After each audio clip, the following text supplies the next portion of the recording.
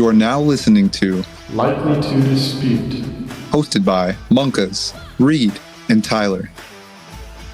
How's everybody doing? It's me, Savan, aka the Monkas. Here with me today is not Reed. We're here with me and Tyler, as always. And this is episode 46 of Likely to Dispute. Wow, that was impressive. Savan, I thought you were still out in the cold installing Windows. I know, it's me. I'm just kidding. Savan's not here with us today. Savan is working somehow on pod day, which is just sad. So Tyler and I are here to fill in. That was my best Monka's impression. Tyler, let's hear yours. Give it your best Monka's impression Yeah. here. I don't think it's gonna be as good, but I'll give it a go. How's everybody doing? It's me, your host, the Monkas. See, I already botched it, and I know it because I didn't know what came next. That's fair. Do you want to So go again? no, I'll tip Okay. my cap. Savan, shout out. 45 episodes in a row. No mess ups. Hopefully that could live up to your legacy. Tyler, quarterfinal recap here. Take us away. Quarterfinals. Yes. And well, I'll save what I was gonna say actually. Quarterfinals recap, week 15. Let's do it. Sorry, usually this is when I would say we have a great episode for you today. We've got our quarterfinal recap, we've got our semifinal preview, uh, and we'll pass it over to Tyler. There we go. Yes. Perfect. Here we are. First match we are recapping. This is Trent versus Sumner. 4 and 5 seeds here. Trent came up about 12 points short of Andrew. Andrew winning this one. Cortland Sutton was Andrew's stud on his side of things. Darnell Mooney posting 5.5 as his stud. Trent, Dallas Goedert was great, scoring 28 points, but George Pickens was one of his guys who just didn't come to play this week. Reed, I'll start with you. I guess Yeah, I was gonna only say there's you, no one else to 'cause start with. as opposed to myself, I'll start with you. Thoughts on this one? This was a close one. Yeah, a real baller move from Sumner here. Benching Trevor Lawrence puts up 47 points on his bench, and he still gets the job done. I cannot imagine the pain that would be felt if you benched Trevor Lawrence in a good matchup too. Like obviously he played Baker on Thursday against the Falcons and decided to go with Rodgers on Monday against the Dolphins. Neither of which I can fault him for. But Lawrence putting up that many points, the sting you would feel if you bench Lawrence, lost a very close game when he just goes ballistic. That would be tough. The other thing I want to note for Sumner, on the pod, we were as we were talking about his matchup, we were talking about how he had Ramondre Stevenson in the lineup at the time, and I mentioned how I wonder if he ends up playing Cortland Sutton. Well, he does. Cortland Sutton ends up scoring 14 more points than Ramondre Stevenson, in which that 14 points also would have been the difference in their matchup. So good move from Sumner there. Gets the job done. Again, going into the playoffs as the third highest scoring team, but only as the 5 seed. He gets the job done for the third time over Trent. And Trent puts up a very respectable week. Dallas Goedert was what I needed last week in our redraft league. Exactly. Needed as a good performance. Didn't get it, but he gets it this week. But the big thing for Trent, I mean, his team up until this point was either Brock Bowers or George Pickens going ballistic, and hopefully he gets both of them, and they combine for 18 points this week. So did not get a whole lot. Again, 133 is a respectable total. Like he's not nothing to laugh at. Didn't get laughed out of the playoffs, but the playoffs is when you need some ceiling, and Trent just didn't see that. He had a solid week that gets him a win in the regular season, probably half the time or more. But we're at playoffs time now. We're in do or die, and he just didn't see enough oomph there. So shout out to Sumner getting the job done here onto the semifinals. Yeah, that's a great way to put it there. What hypothetically befell Sumner in not starting Lawrence is what actually was kind of the downfall of Trent in that he had JJ McCarthy on his bench, who, understandable, of course, but he scored 27 points versus Jordan Love's 17 points. And then the other one is Mike Evans on and Jalen Naylor, but Jalen Naylor was never in consideration. But Mike Evans on Thursday Night Football scoring 19 points. So just got to imagine, it's easy. I mean, you can do that every week with several Hmm. teams, but in the playoffs, it's just a little bit more magnified. Um, if you would have told me that with Stephon Diggs and George Pickens combined, they scored less than 12 points in 2 games that both had 60 plus total points, it seems like Hmm. that would have been a hard thing to envision happening. A very narrow range of outcomes where there are two high scoring games and neither of those receivers are super involved.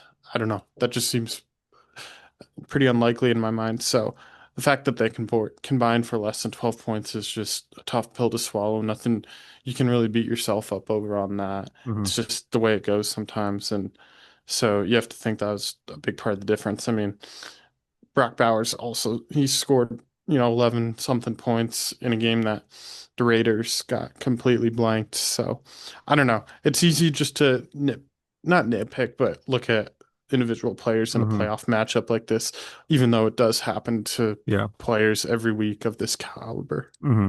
Yeah. The other that's an important point, especially with a league like this where you have such deep benches. Like in any game, like you said, in a regular season game, you have somebody that goes off on the bench. You're like, oh shucks.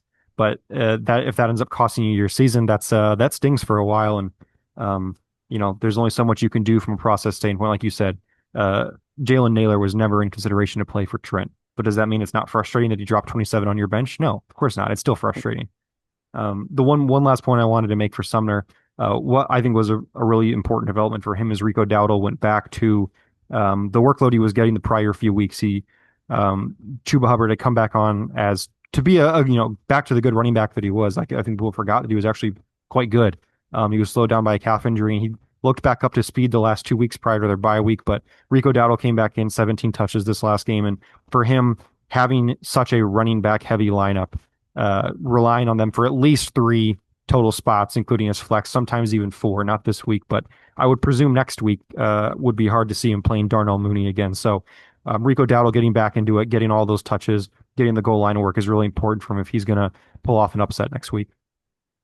Well, I agree. It is good to see him getting the work there. It was against the Saints, and he didn't exactly excel. Well, And no, but the Panthers are, you know, very much trying to win the NFC South there. And against the Bucks next week, I don't know.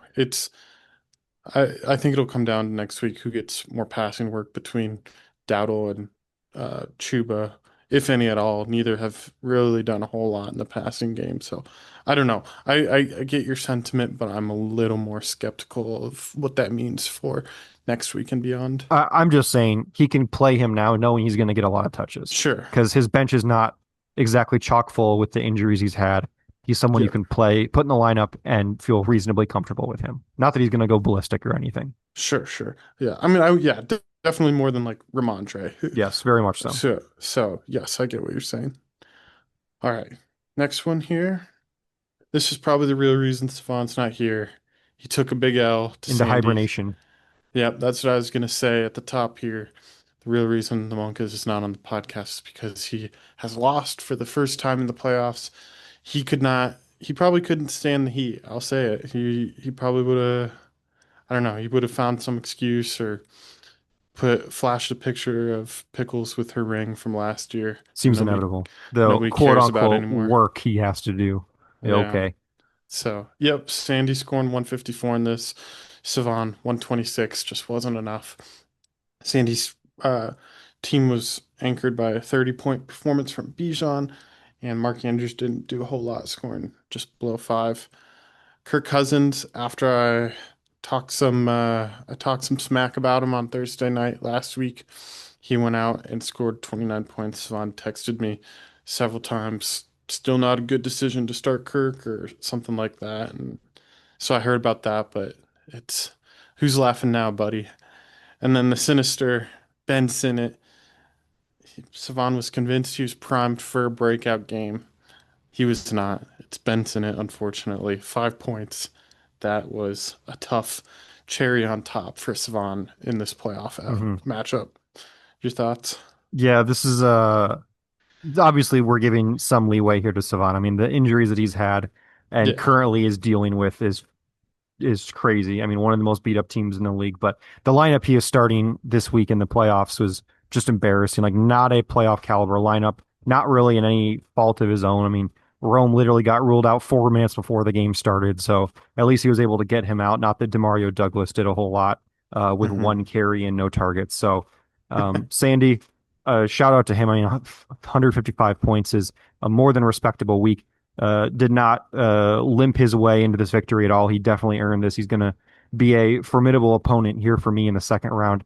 Um, uh, the Mark Andrews, I think, was a big point here for Sandy. Again, he won, scored a lot of points, but he had the vaunted Bengals matchup where opposing tight ends are scoring like 25 points a game or something ridiculous like that against them, and he was only able to put up 4.8. So um, I thought that was important to note because basically every tight end had gone crazy against the Bengals until this point. So yeah, shout out Sandy getting the job done. Sandy and Sumner taking the dubs in the quarterfinals. And Savan, we will not have a repeat champion here, so we love that. We love Yep. parity. Yeah, on Sandy's side of things, I also wanted to shout out Kenneth Gainwell, who I know has been getting some more attention on Twitter and whatnot. And for the last 5 weeks with our scoring, he's scored more than 16 points. So Kenneth Gainwell's no longer, I guess, just a emergency flex start or anything like that. He has firmly worked his way into the Steelers' offensive plans, and he's been catching a lot of passes every week. So that's been, a really big revelation for Sandy's team and gives them some, higher floor depth that he didn't necessarily have before Gainwell's breakout in the last few weeks. So that's been a big boost for his team, I'd say. Very much so. I mean, he was struggling to fill kind of that last flex spot, and that was Yeah. something for him that was supposed to be David Montgomery, Or and Keon just had, Coleman. yeah, shout out Keon Coleman. Yeah, just a lot of guys that, as many guys as he's had kind of come forward and make a big impact. He's had a number of guys as well fall back to the wayside and not really be able to get it done. So yes, that is a very big development for him moving forward. I'm not looking forward to seeing Kenny Gainwell drop freaking 18 points against me. Yeah. And I mean, the other one, honestly, too, is Colby Parkinson, who is bordering in that, you have to start him territory. He 2 touchdowns last week. He's been very touchdown reliant, but at the same time, What I mean, tight end is not at this point? that's a good point. But he's also attached to Stafford and, the type of season Stafford's having right now. And Stafford's just one of those top guys who, when he trusts someone, he trusts them a whole lot. So I don't know. Parkinson's kind of an interesting consideration he has this week, and we'll see if that's true in the week following as well. So, Plays on uh, Thursday night though, so you have to yes, make a decision pretty quick on him. yeah. And then Savant's team, real quick here. I can't remember if you said it on the air or off the air, but you definitely said something about Jameer Gibbs having a down week after a big week. And you told, like, I think you Yeah, that, jokingly that was off air. said, That's Savant's favorite trend. Off year, on week, off week, that type of stuff. It's all ridiculous stuff. It just happened to be coincidence, but nobody loves that stuff more than Savant, so it's good to see him get bit in the ass by it on the bad week for Jameer. yeah, it's less than 10 points. I mean, he should have known it the whole time. So, yeah, I don't have too much else to add on Savant's side of things. I know he's pretty antsy to get to retooling this spring. We'll see where he goes. Not much draft capital on his side right now, but I see it that much more of a seems rebuild than a retool for him. full on Cam Ward style rebuild. Maybe not that bad. He's not going to trade every good player he has, but the dude just doesn't have a whole lot of draft capital to try to make his team better. So shout out Monkas. Yeah. Yep. We will bury your hypothetical grave today. Or you don't bury a grave, I Come guess. on, man. You're embarrassing Savant. R.I.P. to the Monkas. R.I.P. Moving on here. We have our picks from last week. Savon and myself just went 1-1. Reed went 2-0 to take the season lead, although I am just one game back of that. I think at this point, Savon is probably not going to win the picks Yep. leaderboard, but I mean, there's 3 games left. So at the very best, he could only tie me. yeah, And if we both lose out somehow and he wins out, he could tie me for the lead. But right. yeah, he's pretty much out at this point for the win. So it's between me and you. Shout out me for the 2-0 week. Trying to do that Yeah. again here. At least he picked himself. Yes, I So, will never fault a man for picking himself. If that's how you want to go down picking yourself. Nothing worse than winning a game and not picking yourself and being like, wow, just needed to uh, believe in myself a little more. So shout just out just Monkas again. just need to go down on yourself. Yes, exactly. Okay. Well, we won't wait any longer. Let's get into the semifinals preview. This is where things get interesting. First matchup is yourself versus the previously mentioned Sandy, the 2 seed versus the 3 seed. Each of you guys have some interesting things going on with your teams. Let's look at the picks here. Myself Speak and of the Savant. devil, picking Yeah, yourself. there you go. Yes, you picked yourself. Savant and I each picked Sandy.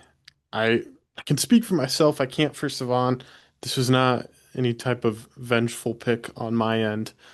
It might be just a tad on Savant's end, That but doesn't I'll surprise me. I'll let him speak to that if he so chooses. Let's start with you. We haven't talked about your team yet, but you are still feeling good about your team despite some injury things going on with your wide receiver core. I mean, that's been the backbone of your team all year, and things are looking a little bit dicey right now, but you picked yourself. Yeah, I don't really know. I have no idea who's going to be available and who's not. I mean, Rasheed is in concussion protocol as we speak. Came popped up on the injury report that he reported symptoms after the game, which just makes sense. Dude got blown up twice on two different occasions, so not super surprised. But even without Pat, he has a pretty soft matchup versus the Titans. Gardner works best in his area of the field. I do think the Chiefs would like to see a little more from him. So this wouldn't be just a coasting section for Rishi. I do think he'd be motivated to try to get stuff going again. So I don't know if I'm going to have him or not. Drake London practiced for the first time in 3 weeks today, but it was only limited, which not super surprising in a return to practice. I hope he plays, but if I'm down both of those two, I really don't know what I'm going to do. I can deal with because I'm already out Garrett Wilson.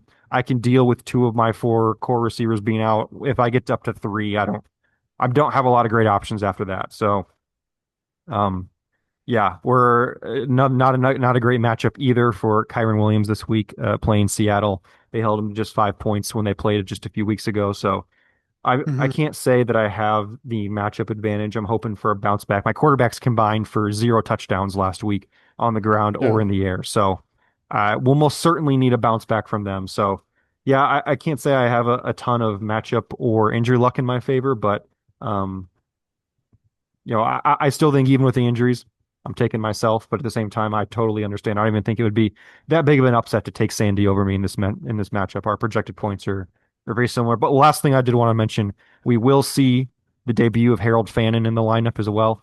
Um, wow, Taxi breaking. squad call up for him this week.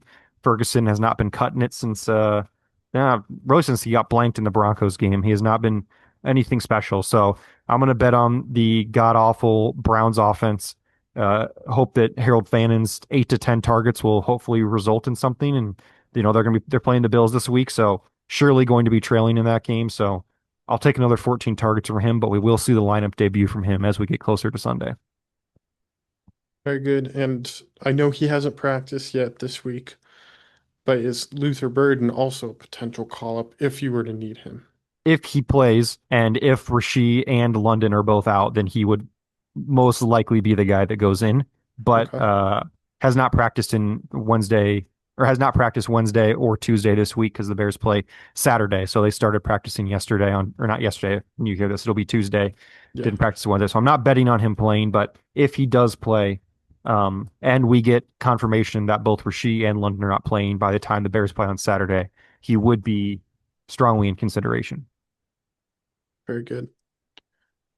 Yeah, I picked Sandy for one of the reasons you mentioned. I guess both of them to a degree, but I just look at the matchups that you have right now, and I guess I don't want to speculate on injuries, so I kind of assumed at least one of Rice or I London hope will at least one of play. them. I can make do if one Yeah, of them plays. That's all I want.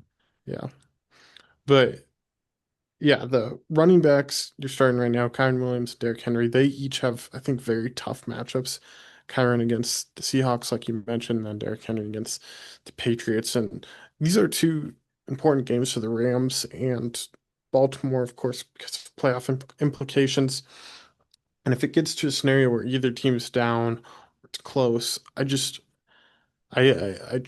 I struggle to see how they're going to establish the run against these tough defenses and pivotal games that have playoff implications. So I get Kyron and Derrick Henry have, been good at times throughout the year, but I am skeptical about how much they are used and how effective they are this week. I could see both matchups, both games being pretty pass heavy myself. I mean, they're both going to get used. It's a matter of, I know.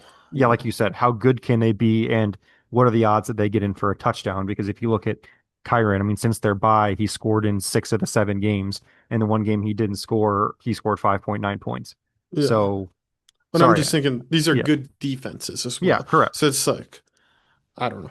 But at the same time, if the Rams are going to, yeah, if the Rams are going to score against the Seahawks defense, then you bet your sweet bippy that Kyron will probably be involved near the red zone. So fair, that's a Yeah. fair point though. They have tough matchups. So Yeah. like I said, I And then, I respect it. mean, on top of that, I mean, Dak and Jake Ferguson against the Chargers. No Jake Uh, Ferguson, remember? Fanning. oh, well, you have him in right now. So, Yeah, well, that's why I said the debut will come later. I don't want to lose a okay, bench okay, spot. okay, okay. Promoting Sure. Isaiah Bond for a bagel for Ian's team. Come on. Oh no, you might have to drop Isaac Guerrero in week 16. Hey, watch Oh it, buddy. no. He's a league winner next week if CMC goes down. So, okay, sure. But enough about your team for a second. I do like seeing these matchups quite a bit. I love Keenan Allen against Dallas there. Come on, man. What? Dallas's When defense? was the last time Keenan Allen was in double digits? Let me check. You're supposed to guess. Oh, just week 7. Yeah, great guess. Yeah, so you're touting a guy who hasn't scored in double digits in 10 weeks. He's been pretty close. Oh, he's pretty close. Okay. Well, Jalen Hurts and AJ Brown against the Commanders. The Eagles just put up 31 points last week, and with, questions and concerns about their offense in the last few weeks, I don't see them uh, taking their foot off the pedal now. So, and then the biggest matchup that I love that he has is, of course, Bijan against the lowly Arizona Cardinals. Yeah, that I scares don't, me. yeah, I don't see any reason why he can't just feast. I mean, the Arizona Cardinals, they just played the Texans. Jawar Jordan put up over 100 yards on 15 carries. So if Jawar Jordan is doing that, which no disrespect to Jawar, You did then fob dump on him today. I did, I believe. But if he can do that, a 2024 sixth rounder who's 26 years old now, I I strongly believe Bijan Robinson can do something to a greater magnitude. Yeah. So, I am quite scared there. I don't have, I have Jamar still, who is more than capable of a spike week, but everybody else on my team, like the spike week potential, obviously it kind of depends on London, but I don't have anyone else like that at the moment. And Bijan is as primed as anybody to have another 30 pointer this week. So he definitely yeah. scares me. I want to say something, but I don't want to be laughed at if it's not true because I know it's kind of a bold take, and also I don't want to curse Sandy. Well, Savan But would definitely make fun of you, but he's not here. So, well, I'm going to say it anyways, okay. just because I feel like it. But I think there's a pretty decent chance Bijan could 2x the combination of Kyron and Derrick Henry. The I per could absolutely points, see Kyron and Derrick Henry combining for wait, 2x the the fantasy points. okay. I mean, that's So pretty sorry. I was thinking about that backwards. That's pretty bold. so like I'm thinking like Kyron and Derrick Henry are both 8, so 16 points total, and then Bijan's 32. I mean that It's very I possible. thought that It's is bold but possible.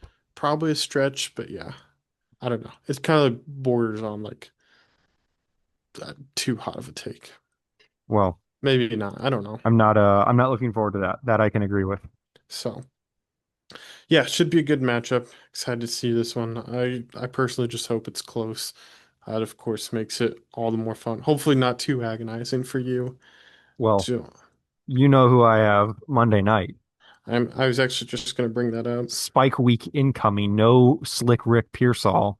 6 touchdowns in the last 6 games for Juwan Jennings Yeah, against the well, Colts. Whew, we're seeing it, baby. Let's go. only for him to be bested by Michael Pittman on the other side of things. Seems very possible.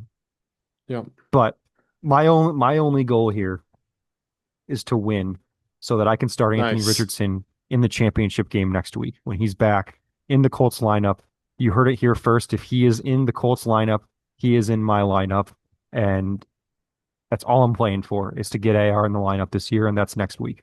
You heard it here first. Your only goal is to win. My only goal is But to get AR in the lineup, which means I have to win. hmm, you can Because him start playing him. in a third place game doesn't do much for me. No, you can start him in the third place game. No, that's not nearly as cool. I need because he went on IR before week seven, right before week 17 last year, between 16 and 17. So I didn't get to play him in the championship game. So he earns the championship start this year. Hmm. Okay. Well, that's enough of that. Sorry, Let's. I'm really clear. I'm not calling him being back next week. I'm just Oh, saying he'll okay. be in my lineup if he is. Okay. I doubt that. Okay. Uh, Last matchup, the other side of the bracket here. One seeded Rob versus the fifth seeded Sumner. We are also split on this one.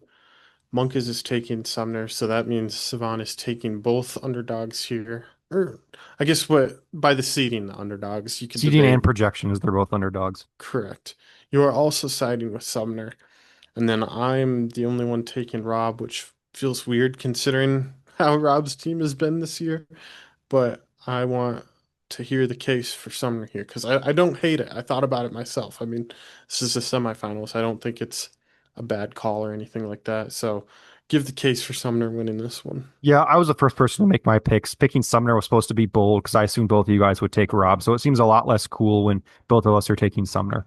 But I see a lot of players, a lot of important players on Rob's team struggling right now. Herbert obviously has a broken hand, but in a good matchup. Brees in the Jets offense, whatever that is, has been bad. Justin Jefferson has been bad. Ladd has been bad. Just lost Pat, which while Jacoby Brissett might score as many points, the vibes are clearly not as high. So I was trying to be bold here. Doesn't seem as sexy when Savon does it too. So yeah, I mean, Rob's still the favorite. Would not be surprised whatsoever if he wins. He's got some, again, Herbert and Ladd playing the Cowboys is a fantastic matchup for both of those two. So um, yeah, this is a lot. I was going to have a lot more gusto if I was the only one taking Sumner. So it just seems kind of deflated. You know what? I'm switching. I'm taking Rob. Never mind. I'm taking Rob. Wow. We're taking the favorite. I wanted to be the only one to pick the upset there. So we're taking Rob. We're switching my pick. Rob's team has good matchups. His team is better. There you go. Okay. Well, that's pretty crazy to No, switch no, and never mind. I'm switching back to Sumner. I'm switching back to Sumner. We're back on the original pick. he doesn't Rob, want you anymore. Rob's team has been faltering the last couple of weeks. He's got had the vibes are down, has not scored that well the last 2 or 3 weeks. So we're going Sumner. We're taking the upset. Screw Monkas. He copied my pick. So Sumner all the way. Yeah. I picked Rob, but No, no, I'm going. I'm just kidding. I'm just kidding. okay. Oh, one other thing to mention, uh, and I guess in picking Sumner is that this is probably the hardest matchup that Trey McBride has had this year. I know he is kind of For in whatever a. that's worth with him. Yeah, I was just gonna say it's Trey McBride. Of course, he is. He's been the best tight end this year. Whatever, I got that. But the Falcons have led up the uh, third least receiving yards to tight ends this year, just behind the Bills and the Eagles.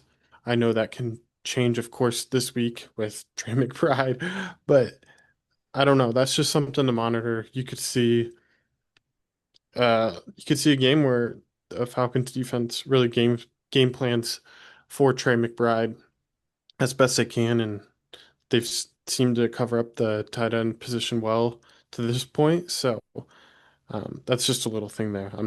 Saying Trey McBride is. I'm not saying that in the same way I was talking about Kyron and Derrick Henry, of course. I mean, Trey McBride's the second highest scoring flex player in all of our fantasy league this year. Like he is Yeah. scoring more than every non-quarterback except for Christian McCaffrey, which is just insane, especially when you factor in the first couple of games. I mean, not couple, but the first handful of games when Kyler was playing and he wasn't really scoring touchdowns. I mean, he caught one touchdown in the first 5 weeks.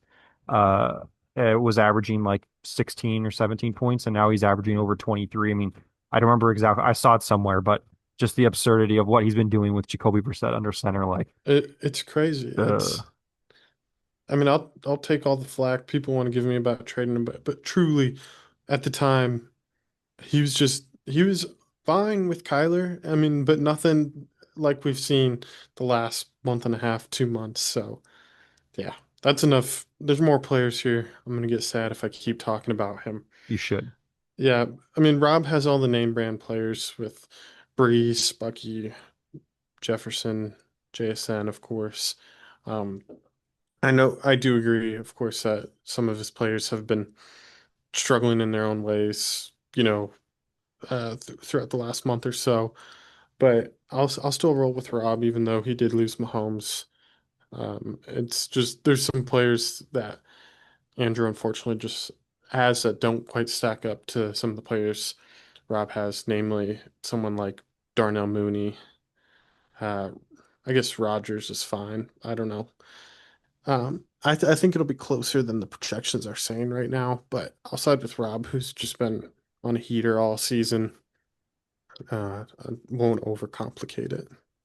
I I did talk to Sumner this week, and I do not think he is starting Trevor Lawrence this weekend. I believe he is sticking him on the bench. He's a really tough matchup against the Broncos, so I get that. Hmm. But that would be obviously last week does not predict this week very accurately, but I would be hard pressed to see a man drop 47 points and look one of the best he's ever looked as he continues to get more comfortable and not play him. But that's what I'm hearing. So it Yeah, would I be a mean very bold move.